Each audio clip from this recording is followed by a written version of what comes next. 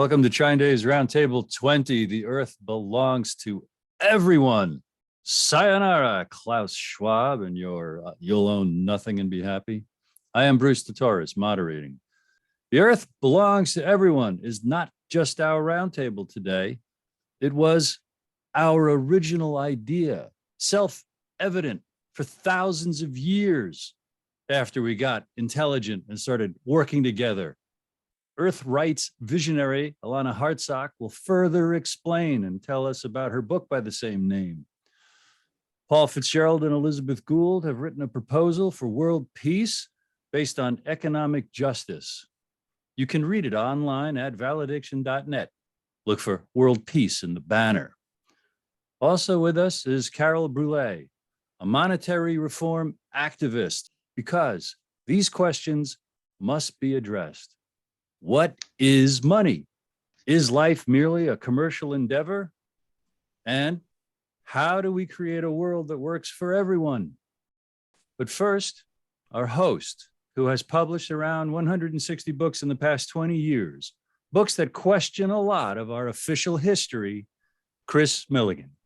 Howdy, howdy, howdy. And again, thanks you all for coming. We could all be spending our time doing something else, but it's very important that we continue this road to peace. And there's, lots of solutions out there. There's been lots of things done in the past that are very important. And, there is a way to walk down here. And, I'd like to just give a couple of quotes from John Fitzgerald Kennedy, because he went through a war, fought in a war, and then, was elected president of the United States and saw what was going on with the world and had to deal with the world. Okay. So a couple of words from Mr. Kennedy. Change is the law of life, and those who look only to the past or present are certain to miss the future. I look forward to an America where we are not afraid of grace and beauty, which will protect the beauty of our natural environment. We must face the fact that the United States is neither omnipotent nor omniscient, that we can not impose our will upon the other 94% of mankind, that we cannot right every wrong or reverse every adversity, and that therefore there cannot be an American solution to every world problem. All this will not be finished in the first 100 days, nor will it be finished in the first 1,000 days, nor even perhaps in our lifetime on this planet. But let us begin onwards to a better future. Thank you, Chris. And now, Earth Rights visionary, Alanna Hartzok. I authored a book, which is a collection of 30 of my articles and essays under the title, The Earth Belongs to Everyone. And others of you liked that as a meme, which is how we've been using that theme. This book has anywhere from a short essay that's 6 paragraphs long called A Friend of Mine Bombed a Friend of Mine, true story, to pretty extensive, well-referenced academic papers. And most everything has been published somewhere or the other, but I needed to show that I had a body of work, so I put it together in this book anthology of my writing. It did win a book award with a rather expansive 6-page review. And the book award is called The Radical Middle. So if you want to position my thought and maybe the thoughts of other of you here, you might like that phrase, radical middle. So with, it's a free PDF at the website is theiu.org. And you go into the resources to books, and then you'll see the free PDF in the book review. Okay, economics of war and peace. This is going to be 29 slides. I'm going to move rather quickly. So not so long ago, people lived in harmony with nature. We did not need the use of chemicals, poisons, altered genetics to grow and maintain our food supply. It's time to return to balance.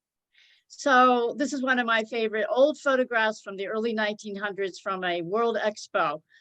Liberty Bell with its crack, with Chief Little Bear pointing out the crack. And I like to say, we could not craft a metal bell that did not break.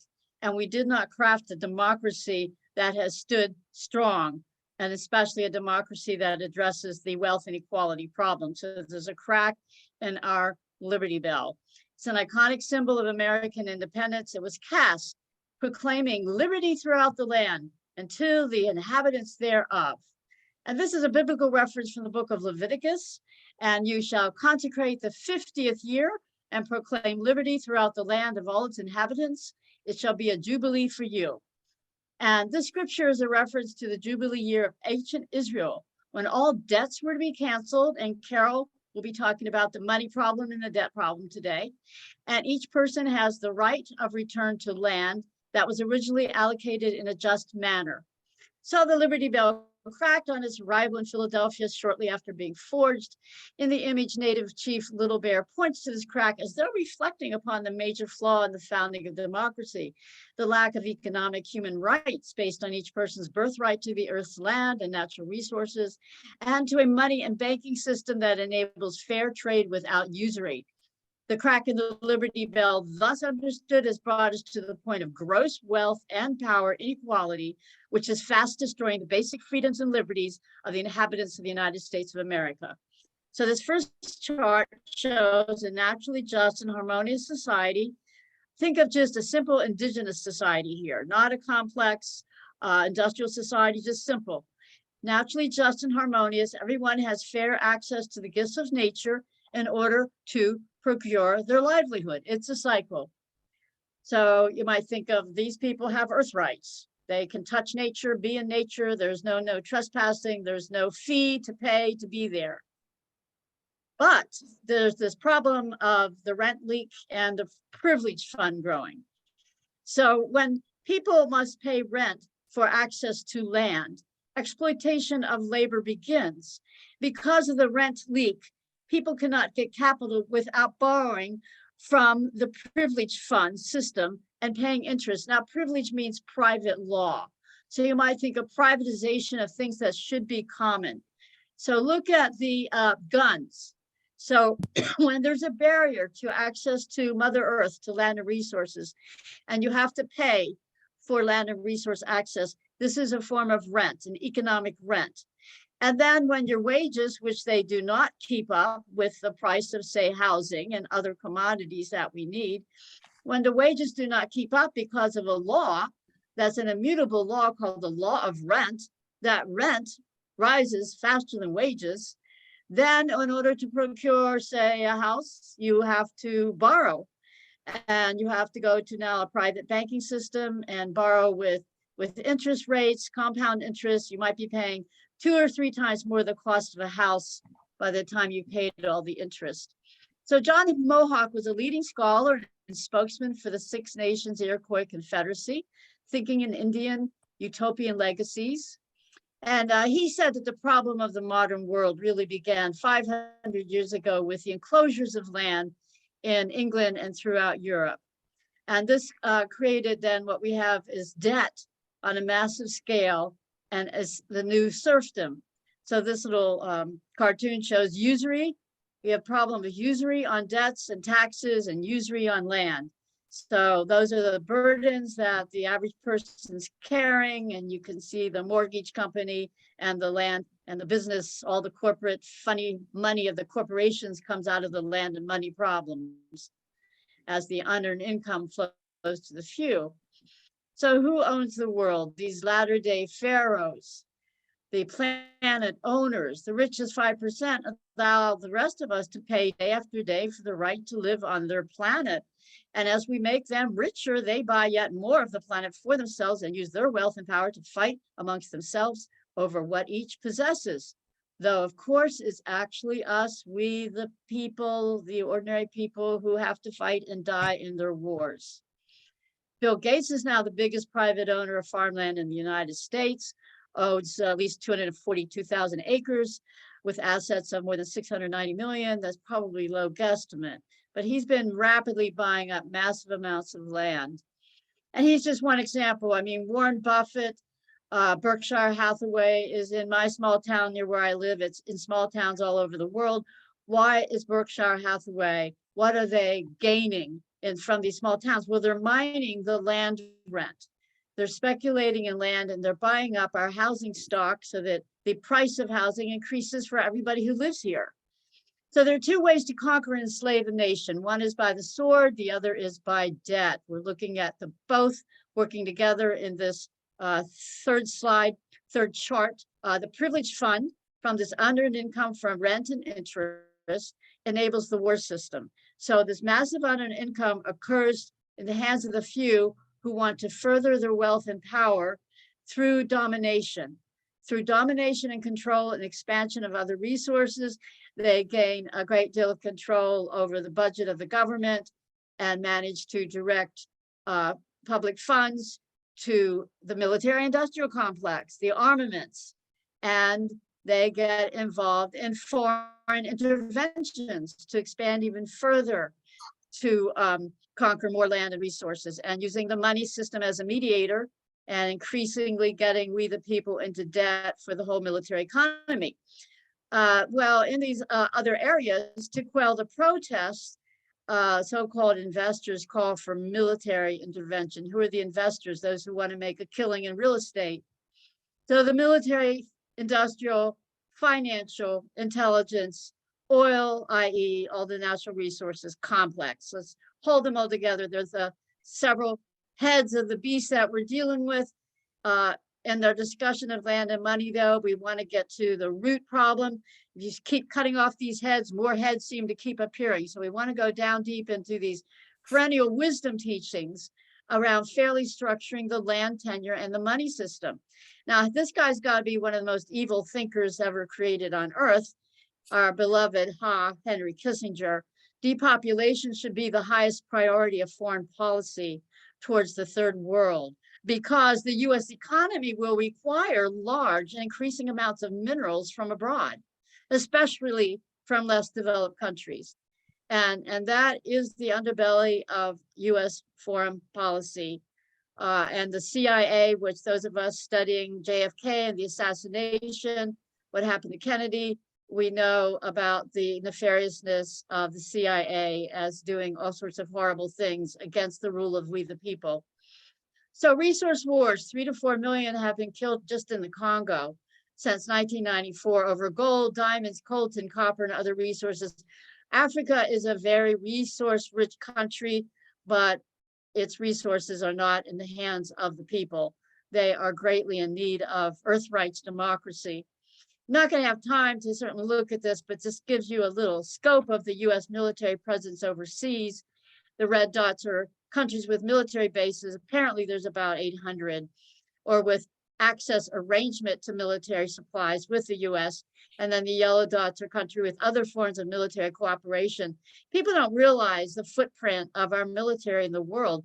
I talked to a friend who was in the Army and had been in the Army for a very long time. And he just laughed at me when I said there were about 800 US military bases. He said, there's only 4. That's because he doesn't know about these maps. He's embedded in the whole thing. He just knows about the major, big, giant military bases. He doesn't know about all these other ones. So US military presence and interventions in Asia, Pacific, and Africa.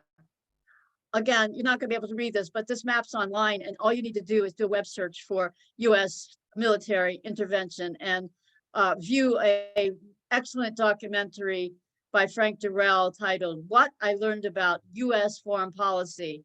And it will be a deep dive into this hegemonic militarization of the planet on behalf of the few owning, controlling, and gaining access to more land and resources. Again, just there's ways that they've put together charts like this to condense all this information that's contained in many books so that you can just get a really good overview of it. So Martin Luther King Jr. said, the greatest purveyor of violence in the world, my own government. I cannot be silent. And that Vietnam War speech that he gave was April 4th, wasn't it? He was assassinated 1 year to the day, on the day, same day, a year later, that he made his anti-Vietnam War speech and said that statement. Okay, so again, this is the same slide, the third chart. Just again, get into your brains that the guns, the violent points are around the land and money problem. Then a few get the position of privately appropriating unearned income from the land and money, and then the war economy is often running. So some who understand the money problem more and some understand the land problem more. So the money problem, people say all wars are bankers' wars, and then others who look deeply into the land and resource war issue, as did Michael Clare, resource wars. Both need to be seen together. So Ramsey Clark, our former US Attorney General, who recently passed, wonderful spokesman for peace and justice. We call ourselves the world's greatest democracy. We are absolutely a plutocracy. It's the most obvious thing in the world. Wealth governs this country, and wealth uses military violence to control the rest of the world as best it can. And we're responsible, and we will pay the price for it, meaning we, the people of the country. If we don't control our violence, if we don't control the effect of the symbol of our glorification of violence on our children and on the rest of the planet, then this human species is going to be the first to destroy itself completely. And that's the road the United States government has put it on. A quick little anecdote from something that happened to me. I was dropped into the Lutheran Theological Seminary in Gettysburg a couple of months ago. And they have a little museum there. So I thought, I guess I'll take a look at the museum. And the sign said free to military, free to active military. Otherwise, it was $12. This is at a Christian seminary. So I go to the desk and I say, I'm a Christian peacemaker. You're letting military people get in free. May I get in free? And they say, well, this is a nonprofit. I said, well, I'm a nonprofit. I'm a Christian peacemaker. Can I get in free? And he started raising his voice towards me and getting quite perturbed. I asked, where's the president's office? He said, I don't know. So the land, I mean, that just shows you. And then I did go across the street to the library and found out that our wonderful colleague, Charles Avila in the Philippines, whose book, Ownership, Early Christian Teachings, was in the library. And that brings forward why the Judeo-Christian tradition is corrupted under the Roman Empire and why they support war rather than the few peace churches and Quakers who don't. Okay, I see someone's in the waiting room, Allison Snow. So the land and money problems are intertwined. Take a deep look at this. Most of our board games, you've got to look at the board that it's actually played on. And it usually represents earth. It usually represents land. So you see in chess, the adversarial battling back and forth, it's over territory. And there are the money, dollars are sitting on top of the board, showing money as a mediator around this whole military problem of war. So we're about at our last slide, one of them. The fourth chart, why isn't it not moving? The fourth chart, very important. You notice the guns are gone, okay? Transforming this privilege fund with the resource rent fund, with what I like to call an earth rights democracy, a new form of democracy that gives us our democratic equal rights by birthright to Mother Earth, to the land and resources as our right by birthright. And so by fair sharing of the resources of the planet and by removing the usury from the money system, we can have a true peace economy. So the privilege fund is equitably returned to society by public collection of land and resource rents. Rents meaning the unearned income now privatized, which we need to make commons. And workers with their just economic opportunities restored can now accumulate capital through their own savings. And economic justice, abundance, and peace are restored. Again, Martin Luther King Jr., true compassion is more than flinging a coin to a beggar. It comes to see that an edifice which produces beggars needs restructuring. He got it. We need to understand that. It's not like just transferring funds from one hand to the other, trying to tax the rich to give the poor enough to survive. We're talking, and that is called redistributive justice, by the way. What we're talking about here today is redistributive justice. We want justice set upon fundamental fairness in the relationships and the land and resources and the money system. When you have that fairness, you don't have to worry about this gross wealth inequality. It just can't happen. It doesn't occur. And it's not theoretical what I'm talking about. We've traced it back thousands of years that harmonious societies have equitably addressed the land and money problems. When they fail to do so, they fall into crime and prisons and wars and poverty and wealth inequality. So why am I showing you robin nests? It's a very simple concept, actually, of access to Mother Nature, which the animal kingdom has. So parent birds, first, they find a location. So they find a free location that's suitable to build a nest. And they go out and about and they gather the resources and the straw, the sticks, and everything. I couldn't make a nest like that with my hands. I'm not that crafty. But a bird bee can make this incredible, perfect, sustainable, affordable housing for its bird family. And so they protect and they nurture. And when the birds hatch out, they go and they fly about and they get the seeds and the nuts and the worms and whatever they need, the food. So here you have food and shelter that birds can provide their bird families. Why the heck are human beings not able to provision the basics? Why the homelessness? Why the hunger? Why the poverty? Well, I'll tell you why. We don't have the land and money system set up properly. And when you don't have it, when you privatize that under an income, you have exactly what we have. So we know the direction, redistributive justice. The land, money, and tax systems are fairly established so that extreme wealth inequality is simply not possible. This combines freedom and fairness, gets us out of the left-right box to what we could maybe call a radical middle or a post-partisan politics. So thank you for listening. There you have it. And Carol's going to go deeper into the money problem. Money reform activist, Carol Brouillet. Just thank you so much, Alanna. These issues are completely intertwined. So back in the 90s, I became an activist after I watched the film JFK, which is one reason I met Paul and Liz, because we had a connection over that film. And I also started looking into the activities of the CIA that woke me up. I didn't realize the larger geopolitical problem, the war economy, and it was an incredible eye-opener to me. So that's what made me become an activist in the early 90s. And a friend gave me a little piece of paper, and it promoted a book called Debt Virus, a compelling solution to the world's debt problems by Dr. Jacquemin.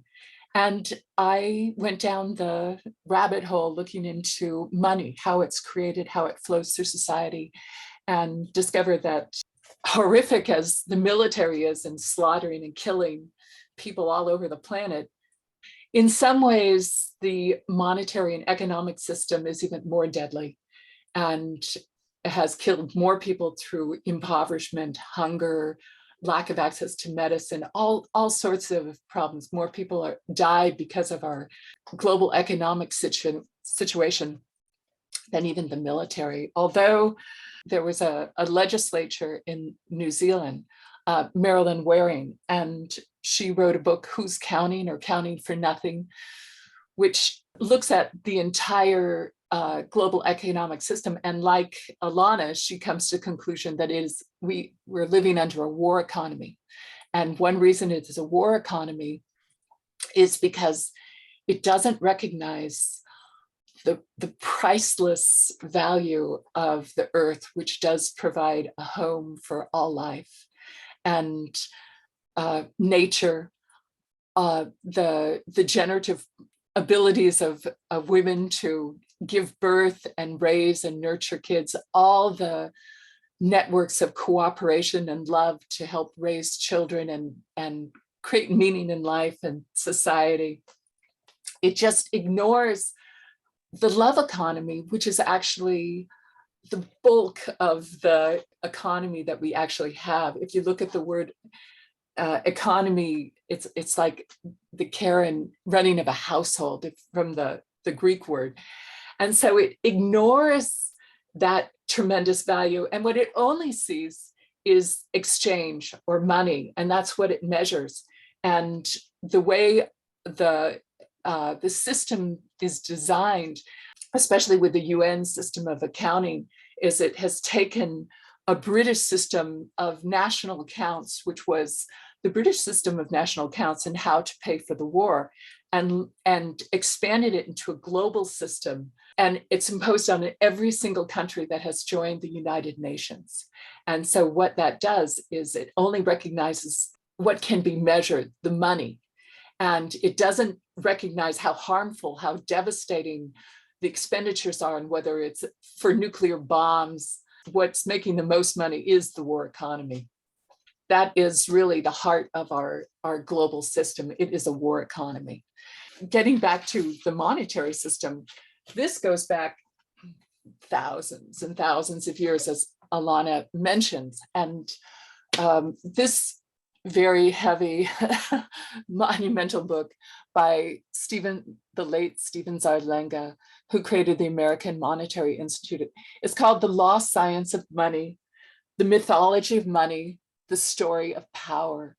And I think this really goes back to sort of the heart of the valediction, is looking at mystical imperialism and how these myths about reality are contrived, and they don't have anything to do with reality. It's really a reflection of the powerful forces which are trying to impose their worldview upon everyone in order to shore up their legitimacy and their power.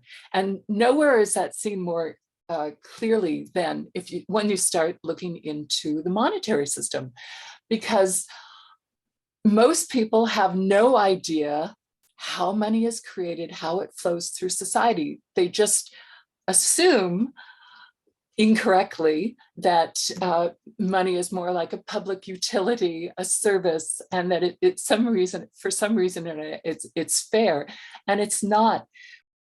The inherent problem with our debt-based monetary system is that when money is created and it's loaned into existence, it's always impossible to pay back the loans. And so what happens is it continually funnels wealth and resources to a few, those who have the power of creating money.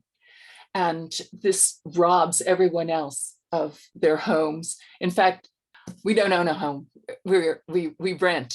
And if you look at the word mortgage, it comes from the French. Mort means death, and gage is a gamble. And it's a gamble with death, because you're risking your whole family's life if you have to borrow and put up your family's land in order to survive. If you aren't able to pay back the money, the family loses the land and they're just, forced into wage slavery or worse. But it's become normalized. People think, oh, it's normal to get a mortgage. This is the natural process. It's not. It's incredibly predatory. The way money is created, it's not fair. There's this book, Interest in Inflation-Free Money by Margaret Kennedy, and she notes that the way money is created, the hidden price of money, it's actually about half the cost of goods and services. People don't see it, but the fact that people have to borrow to get money in order to do business and buy homes and buy food in society, if we had an honest monetary system, a fair one, our money would have twice the value that it has today. But this is just one of the hidden costs. And going back to sort of the origins, we've seen this in empire and empire and empire over thousands and thousands of years. What happens is, as money is basically robbed from the many to the few through this mechanism. I mean, it can be a combination of brutal military force as well as through money. When you have a terrible concentration of wealth, where you have just 1 or 2% of the population controlling the vast amount of resources and wealth in any empire, what happens is they destroy their ecological base, and then the empire collapses.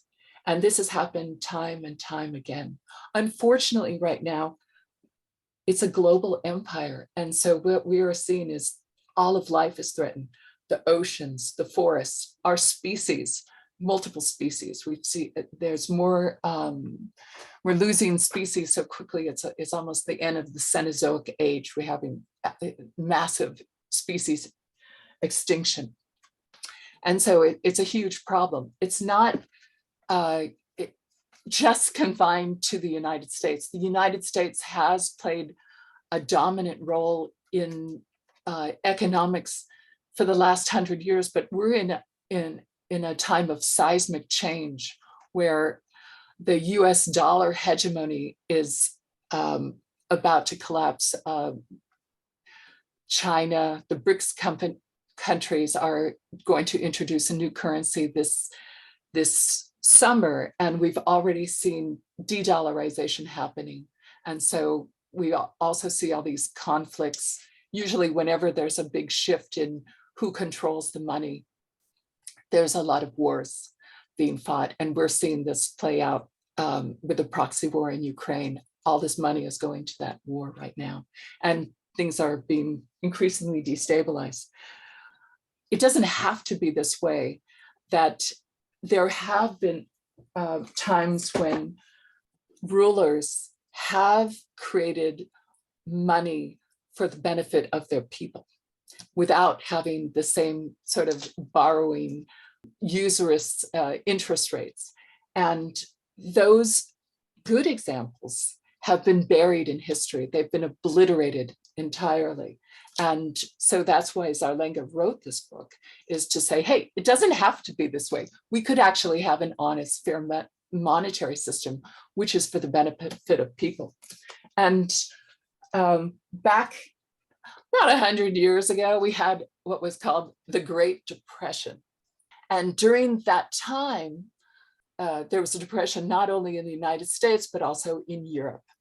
And there was one little town in Wargl, Austria, that decided in order to turn things around, it would create a scrip, a currency, and use it as a relief fund for the poor, for the elderly, the disabled, and also to do public works like repair the roads that were the laughingstock of the country.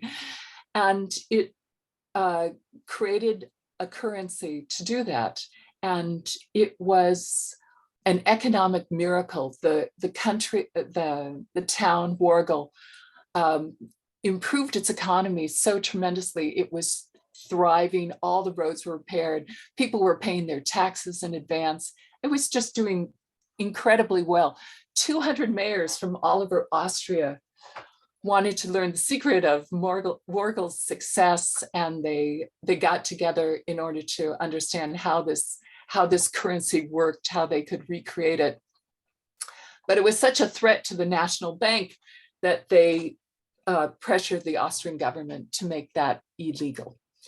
But the idea of that particular currency spread, and so there were actually hundreds of currencies developed in Canada, the United States, and Mexico to mimic Wargl's example. And the top economist of the day, Irving Fisher, he wrote an entire book about it called Stamp Script to help communities create their own currencies. Of course, FDR decided to do something else and create on a national scale a public works program, which kind of effectively killed all these vibrant possibilities of localization and creating positive local economies. But these are the kind of examples that most people just have no idea what they are or how they've come into existence, because those who create money have done a lot to help blind people as to how economics works, even, in fact, particularly within the economic schools. There's some radical political activists in the UK, and they have created positive money, and they've been directly trying to go to bankers to help enlighten bankers about what is money, how it's created, how it works, because even the bankers are pretty ignorant about the mechanics of money. Money also has changed because of technology. We used to have, gold and fractional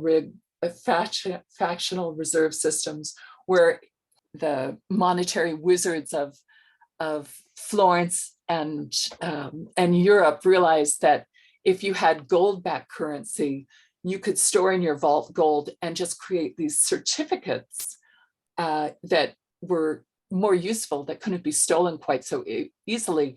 And you could print more certificates and loan them out at interest than the amount of gold that you had in your banks. Well, this was actually what has been done with the Federal Reserve System. So what has happened is we aren't using fractional reserve banking anymore. What has happened is, in the wake of, or actually at the beginning of the whole pandemic crisis, the government has been creating unlimited amount of money, not backed by anything. It's just churning out money, trillions and trillions of dollars, and it's spending it sort of willy-nilly to pursue other goals. And unfortunately, the people in control of producing all this money are enriching themselves and buying up everybody else's resources. And this is sort of in tandem with what the World Economic Forum has been pushing for, this the Great Reset. The World Economic Forum has partnered with the United Nations and partnering with the largest corporations throughout the world to implement 17 sustainable development goals. And if you look at these sustainable development goals, they're cloaked in nice, fluffy language, including, peace, environment, justice, equality, freedom, health, you name it. But if you look beneath the surface, what they are doing is they are constructing a surveillance state, or a panopticon of surveillance, in order to push a central bank digital currency. And these central bank digital currencies, they're in the beta testing right now. They've been thrust upon some of the most impoverished people in the world, the most desperate people. They're trying for a digital identity for every person, and also a kind of electronic money which can be turned on, it can be turned off, and it could expire in order to get people to spend money more quickly, but it could control almost every facet of human life. So this is sort of where monetary development is going right now. It's going to this complete digital enslavement. And I believe that if people understood what money is, how it works, we could create alternative systems which would not allow us to be enslaved by this system which is being constructed. Do you have, Carol, one favorite resource of yours to share with us where people can better understand what is money? I have a website. It's called communitycurrency.org. It's a portal to many resources on understanding money, and also community currencies, which actually create community, build community. There's a great book called Forgiving, which is a feminist criticism of exchange by Genevieve Vaughn, which looks at how cooperative giving economies are much more peaceful, and that exchange economies, which just look at, say, the numbers, have a tendency to develop towards hierarchy and more dominant empire building mechanism. So I'm a great proponent of the love economy, the gift economy, and I believe Jimi Hendrix wisely said that when the power of love overcomes the love of power, the world will know peace.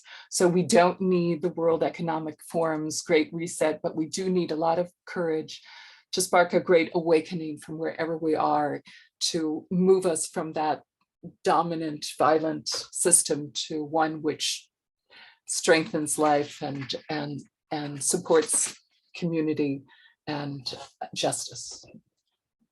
Thank you so much. And just to stay on schedule, Yes. may I proudly introduce my friends, Paul Fitzgerald and Elizabeth Gould. Thank you, Bruce. Okay, I'm going to definitely speed through this as fast as possible, but what I'm really focusing on is the title of this roundtable. And I want to get into this because I think it really is important in keeping your thoughts on what Carol and Alanna just presented.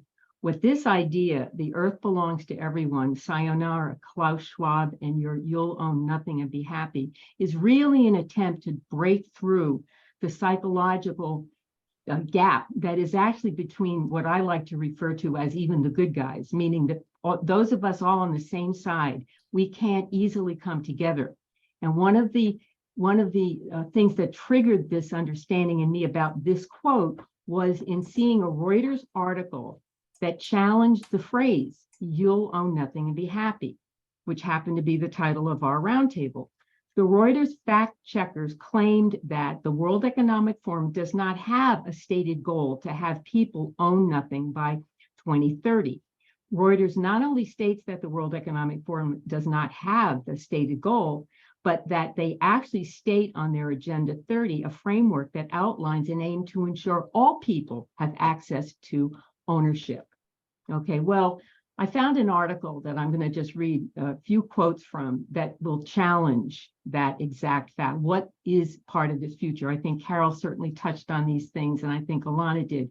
But this is in relation to recognizing within our own, our friends and our family and the people that we're trying to get through to. Okay, and the reason that the idea, the earth belongs to everyone, which we know summarizes the whole hope that we have of getting people to ask the basic question, how is that possible? Because they're certainly not going to want to buy into "you'll own nothing and be happy." So this is the article from 2022, a few quotes. It was called "New Insights on Klaus Schwab's You Will Own Nothing and Be Happy" by Leo Hornman. Okay. So this is actually what the World Economic Forum has for people, and by 2030, and wants to ensure that all people have access to ownership. So while you may technically still own a house, a car, an appliance, and a cell phone, in the emerging digital economy, will you really own it? By that, I mean, do you have full control on the usage of those products? If you have a deed or a receipt that says paid in full, are there special service fees required for the privilege of using that product? Even if there are no fees, does any outside entity have the ability to monitor or shut down whenever the device that you own is operated? How much of your personal data is being sent back and forth to the manufacturer? Okay, these are some of the obvious problems that we're dealing here with. And now the next phase is coming with vehicles. I think this is in 2026. The federal government has mandated that all vehicle manufacturers will include a remote kill switch in every vehicle that leaves the factory. These are some of the examples that we're dealing with I think what we're dealing with is the concept of ownership itself being actually changed. And it means something entirely different than what we consider it meaning. In the green economy being pushed directly by the World Economic Forum, governments will at some point implement quotas on energy uses. If you have exceeded your monthly allotment for water, electricity, citing the latest climate change regulations, they will automatically shut it off. New York City right now actually has a number per building, apparently, that is an indication of how much energy they're using. And so certain buildings now have low energy, low usage, they get praised, and the ones that have high usage are being, basically shamed. So this is the kind of things that are actually happening right now. And this is the same thing that's going to be happening with the electric cars. Tesla just warned its customers in Texas to limit the number of charges on their vehicles due to a heat wave. So this is the problem. We have to help people understand when they think about ownership and you are going to take something away, and then they're being promised that they're going to get something. So the word ownership itself has to be understood at the deepest level. Because when you think you own it, this is why the World Economic Forum's Great Reset wants to usher in, as Carol laid out, the digital currency connected to the internet, because it's only through digitalization that the technocrats will be able to truly monitor and control all facets of human activity. Back in 1970, our favorite Zbigniew Brzezinski predicted this day would come in his book, Between Two Ages, America's Role in the Technotronic Era. His quote, "The technotronic era involves the gradual appearance of a more controlled society. Such a society would be dominated by elite, unrestrained by traditional values. Soon it will be possible to assert almost continuous surveillance over every citizen and maintain up-to-date, complete files containing even the most personal information about the citizen. These files will be subject to instantaneous retrieval by authorities." End of quote. We are certainly there now. And this is the world that these policies are being driven by the private sector. Everything is coming under the increasing control of big tech, big banks, and big pharma in collusion with an entrenched administrative state. And this is where we are now. Now, it turns out that the woman, Ida Auken, who did say in an interview that she is the one who wrote the article that produced the quote that was challenged by the Reuters notice, okay? She did actually present this at a World Economic Forum event. And she basically, actually in an interview, said she did it to try to create a dialogue so people could understand what was coming. So this was actually presented at a World Economic event. But what they didn't expect is that the quote was going to be picked up and used to attack the World Economic Forum. Rather than starting the dialogue they wanted, it actually created controversy. And I actually believe that's the reason that it's now being fact-checked by organizations like Reuters. So I think that what we need to do is be very alert to the confusion, the very, very easy confusion people will come to when they hear certain ideas and words. They have a pre-definition and they don't understand it's been completely changed. And we're hoping that this idea that our roundtable today was introduced on, the earth belongs to everyone versus you'll own nothing and be happy. The idea is that we get that out into the public and we try to get as many people as possible to look at these two offerings and say to them, which one do you want? Now, our bet is that they're going to want the earth belongs to everyone, and then they're going to ask the next question. How can that work? And that's what we have to do. We have to, a simple, straightforward, cut through the confusion. And once we get the door open to people's mind, the ability to be able to give them the information will begin to flow into them. That's it. Thank you, Liz. Thank you. Paul, do you have comments, augmentation? All right. Liz is my expert on this No, particular. we want to give it over right away to the talk. I think we right? really should talk Yeah. at this point. Well, let me briefly review what's in the comments. Ed Dodson, in the classroom and in my own writing, I describe a Federal Reserve note, the money in our wallet, as a promise to pay, nothing in particular. Ed, do you want to expand on that in a minute or two? The Federal Reserve established and it got authority to create this money printed out of thin air what is it? It's a note, it's debt money, as Carol talked about. And it doesn't really secure any kind of purchasing power because the value of our money changes hour to hour, not even day to day.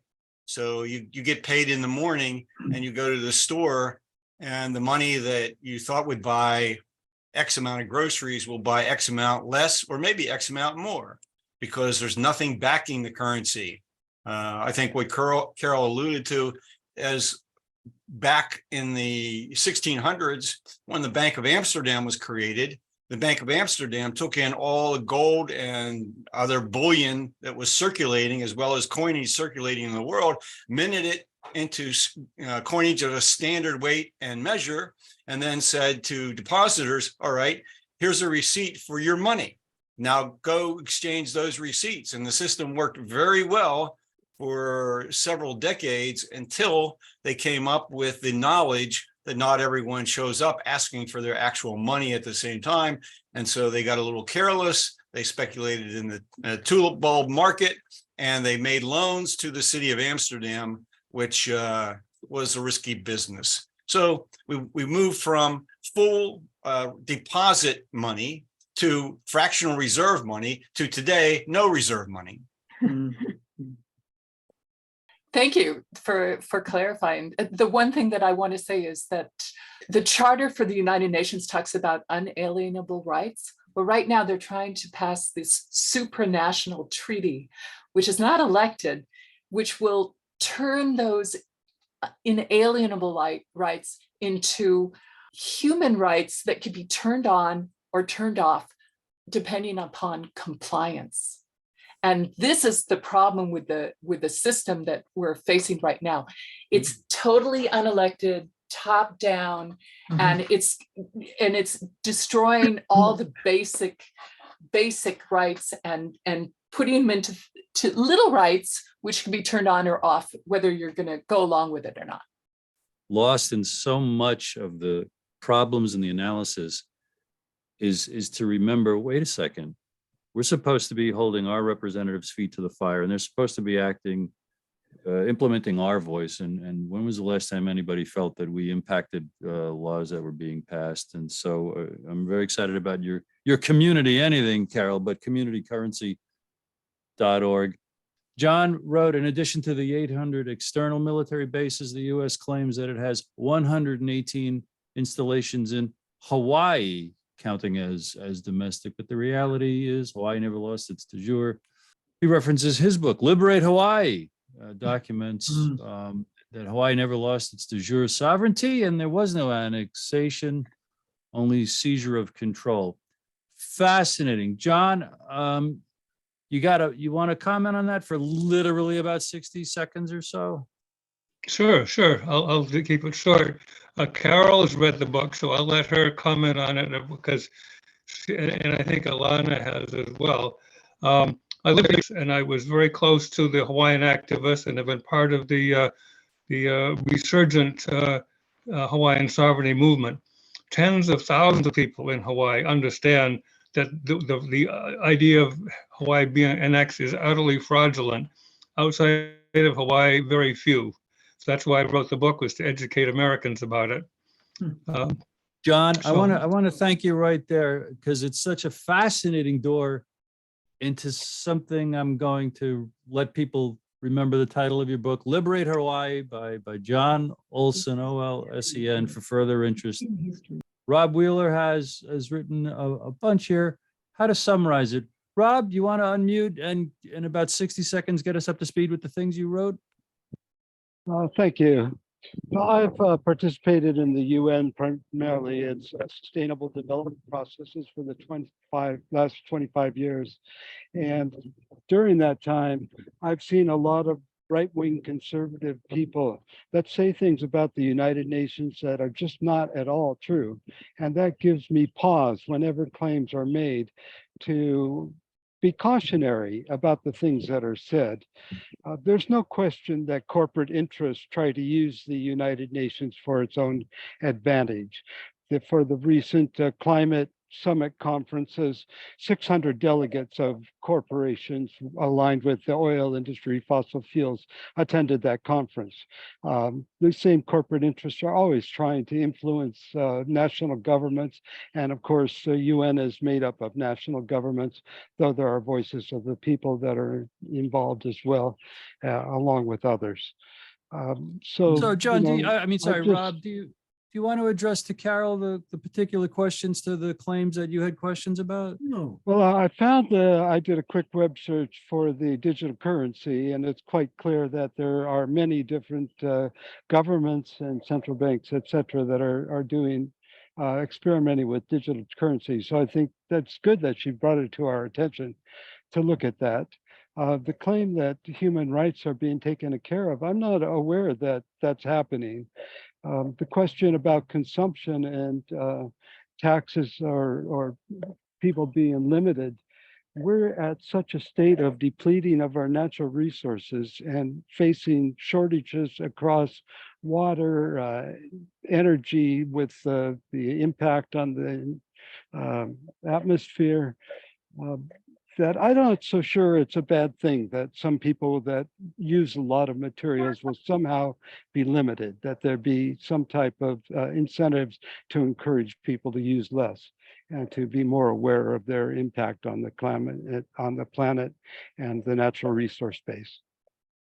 Carol, did you have a chance to read Rob's questions in the chat, and do you have any rebuttal?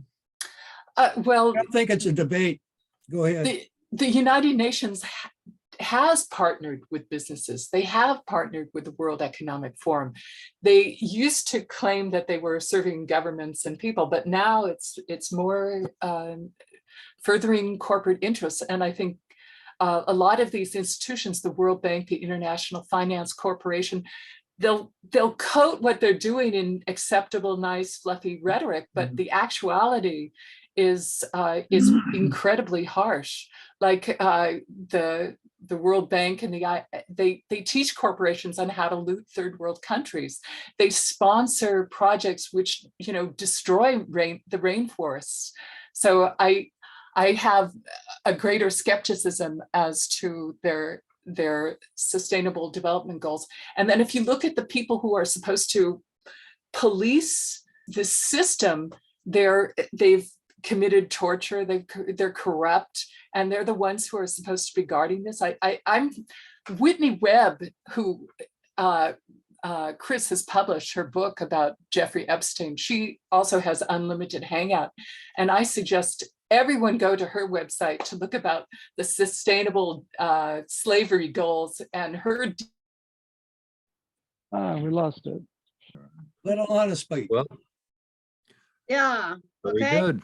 Thank you. I wanted to address both what Liz said and Rob's comments in chat about the concern that when you use more energy, you could get your energy cut off. Well, that does seem maybe arbitrary control, very much Big Brother. And I want to present the same concern, though. We have to see that the environment has to be protected and that there are limited resources. How do we fairly share the land, the water, and so on? So the great earth rights economist Mason Gaffney, a wonderful colleague of many of us, passed at about age 100 long ago. But Mason was a top-notch economist on this concern. And he would simply say, those who use more pay more and pay a lot more. As it is now, it's like you use more, you use in bulk, and you actually pay less than those who are using less of limited resources. So from an earth rights resource rent perspective, it would be a transparent monitoring of the resource and energy use in order that those who are using more would pay so much more that they would be self-limiting. And the incentive would be for them to switch to renewable, because non-renewable energies would then become really too expensive. So you enable the fairness and the freedom there without some arbitrary group saying, here's the limit, we're cutting you off.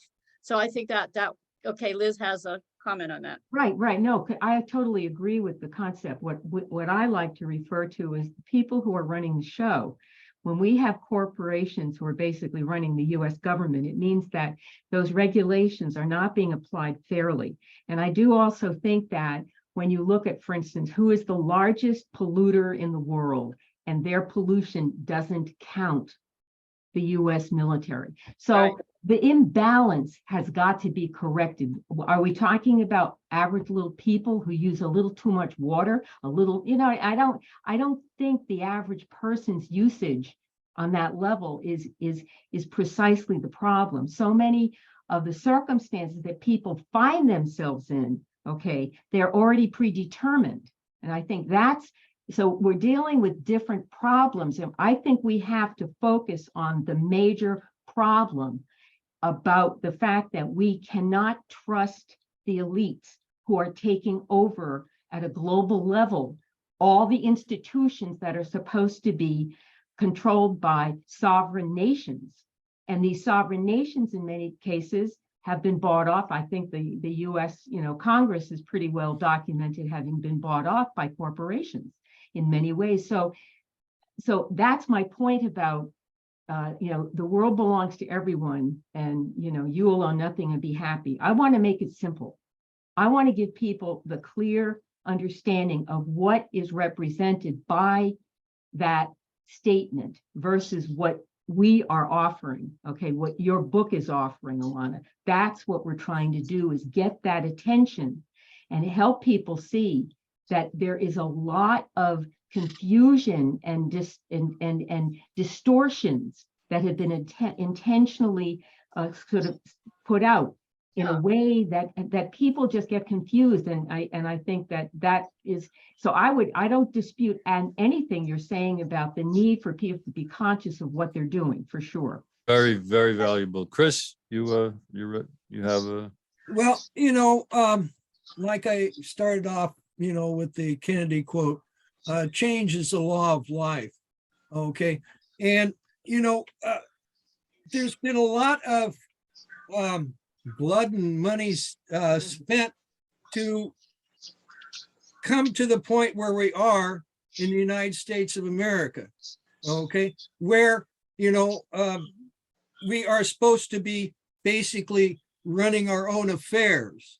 Okay. Now, Eisenhower, he talked about the military industrial complex. If you look at some of the early drafts of that speech, they talk also about the congressional in that complex.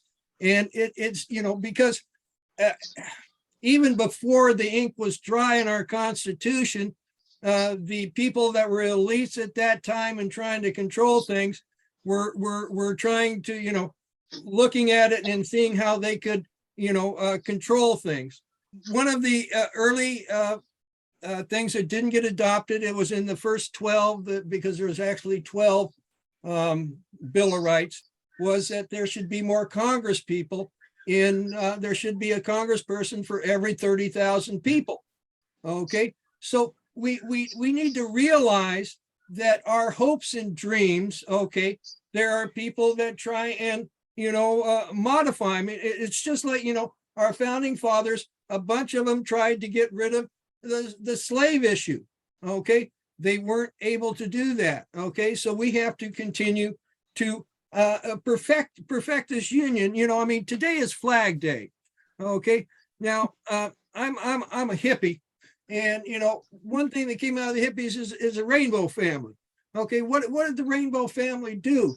Okay, basically they went out in the middle of the forest, okay, on the 4th of July, and had a prayer circle for peace. Okay, because it's quite obvious that most people, they want to live a happy life.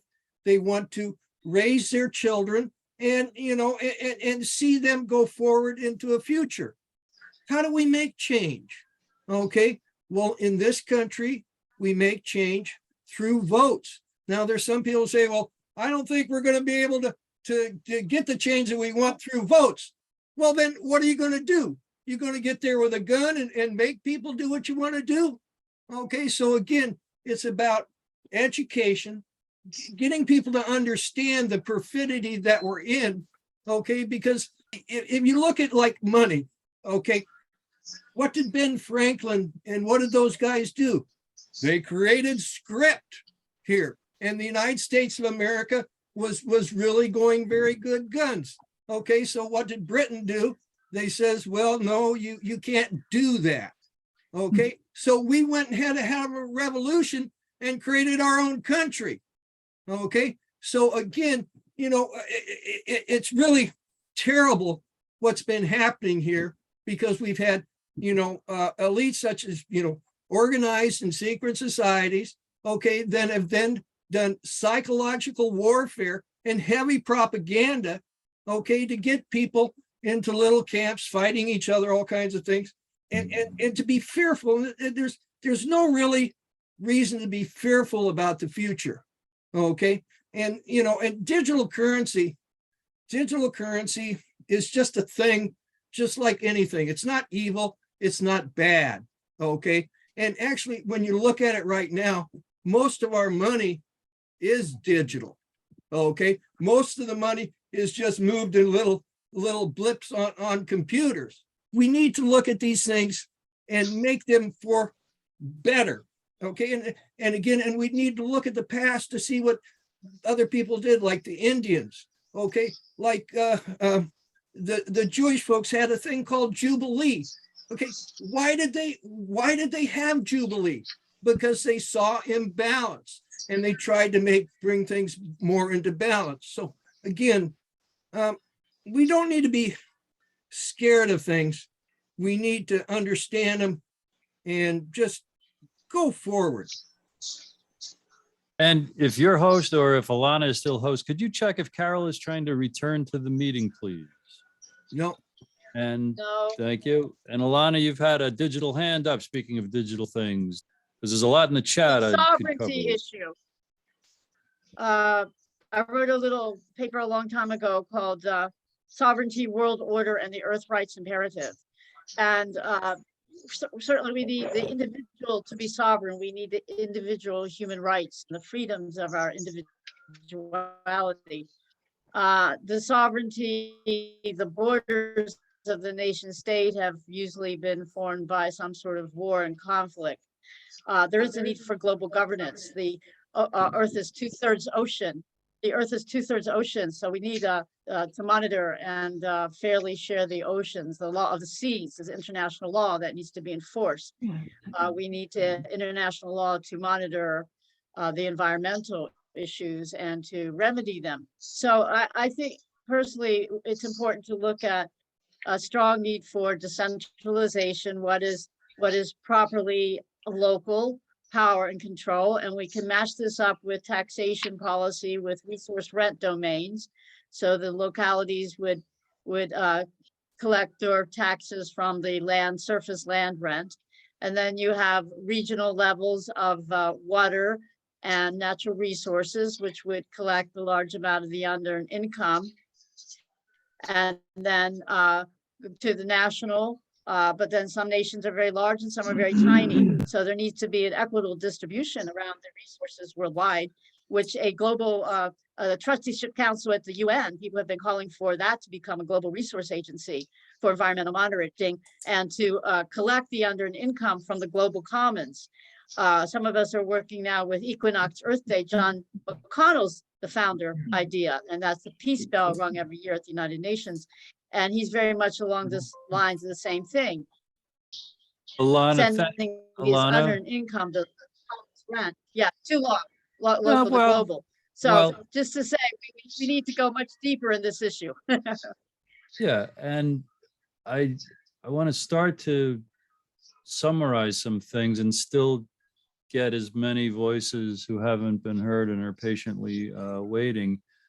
I'm gonna pivot to Diane Perlman, invite you to unmute and share for just a minute or two, Diane, and then I'll see if I can hit these folks who did write robust things in the chat. Diane, thank you. Okay, over the weekend, I was at the Disclosure 2.0 conference with Stephen Greer. This was all new to me. And there's a film called The Lost Century and How to Reclaim It. And basically, there are all these inventions to have like free energy of devices that the patent office has suppressed. It could solve all these problems and eventually. So I'll put in the.